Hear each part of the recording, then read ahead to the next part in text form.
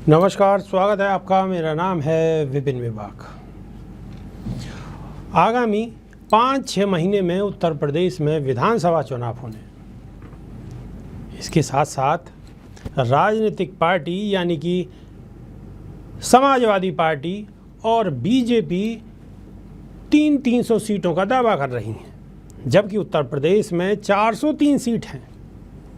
तो बाकी सीटें ये कैसे जीत पाएंगे और इनके दावों में क्या है सच्चाई, आइए जानते हैं। जैसा कि आपको पता है कि 2022 के शुरू में ही उत्तर प्रदेश में विधानसभा चुनाव होने वाले हैं। हालांकि यूपी के साथ साथ और 4 राज्यों में भी चुनाव होंगे, पर उत्तर प्रदेश की राजनीतिक हैसियत बहुत ही ज़्यादा है, क्योंकि केंद्र की सत्ता में दखल देने के लिए यूपी में जीत हासिल करना किसी भी राजनीतिक पार्टी के लिए ज़रूरी माना जाता है। इसकी वजह यह है कि यूपी में विधानसभा चुनाव होने हैं और विधानसभा की 403 सीटें हैं, और अगर लोकसभा की बात की जाए तो इसकी 80 सीटें हैं। इसलिए उत्तर प्रदेश में जीत का पताका लहराना हर एक राजनीतिक पार्टी का सपना होता है। इसी कड़ी में समाजवादी पार्टी अध्यक्ष और यूपी के पूर्व सीएम अखिलेश यादव ने आगामी विधानसभा चुनाव में यूपी की 403 में से 300 से ज़्यादा सीटें जीतने का दावा किया है। अखिलेश यादव ने 300 से ज़्यादा सीटें जीतने का न सिर्फ दावा किया है, बल्कि इसके लिए सीटों के आंकड़ों का समीकरण भी बताया है। अखिलेश यादव ने सीटों का आंकड़ा बड़े ही दिलचस्प अंदाज में पेश करते हुए कहा है कि बीजेपी अपने 150 विधायकों का टिकट काटने जा रही है। प्रदेश की विधानसभा में मुख्यमंत्री योगी आदित्यनाथ के खिलाफ 100 विधायकों ने प्रदर्शन भी किया, और इसके पास तो 50 विधायक ऑलरेडी हैं। इसलिए समीकरण आसान है और हम 300 सीट पार कर रहे हैं। तो देखा आपने किस तरह से अखिलेश यादव ने सपा के खाते में 300 से ज़्यादा सीटें बिना चुनाव के ही डाल दी।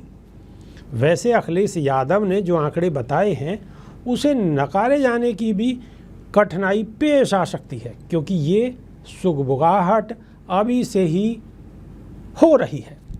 भारतीय जनता पार्टी यूपी में अपने करीब 150 विधायकों को आगामी विधानसभा में टिकट नहीं देगी। साथ ही ये भी सच है कि यूपी विधानसभा में बीजेपी के ही दर्जनों विधायकों ने अपने ही मुख्यमंत्री योगी आदित्यनाथ के खिलाफ प्रदर्शन किया था, और ये भी सच है कि इस समय सपा के करीब 50 विधायक हैं। इसलिए अखिलेश यादव के दावे के तरीके को भले ही कोई हवाई बताए, पर इस बात से भी कोई इनकार नहीं कर सकता कि इस आंकड़े से भी बीजेपी के टेंशन में बढ़ोतरी हो सकती है। आगामी विधानसभा चुनाव को लेकर माना जा रहा है कि अखिलेश यादव की सपा या फिर सपा गठबंधन चुनावी मुकाबले में मुख्य तौर पर नजर आएगा। हालांकि बीजेपी भी ये दावा कर रही है कि सूबे में उसे 300 से ज़्यादा सीटों पर जीत मिलेगी। तो फिर ऐसे में अगर सपा और बीजेपी दोनों 300 सीटों पर जीत दर्ज करती है, तो दोनों की जीत को मिला दिया जाए तो सीटों की संख्या हो जाती है 600 से ज़्यादा, जबकि यूपी में 403 सीट ही हैं। और फिर मुकाबले में खड़ी बहुजन समाज पार्टी और मुकाबले में आने की कोशिश कर रही कांग्रेस का क्या होगा। साथ ही और भी कई राजनीतिक पार्टियां हैं जो चुनावी मैदान में उतरने की तैयारी कर रही हैं। तो फिर वैसी राजनीतिक पार्टियों का क्या होगा, है ना?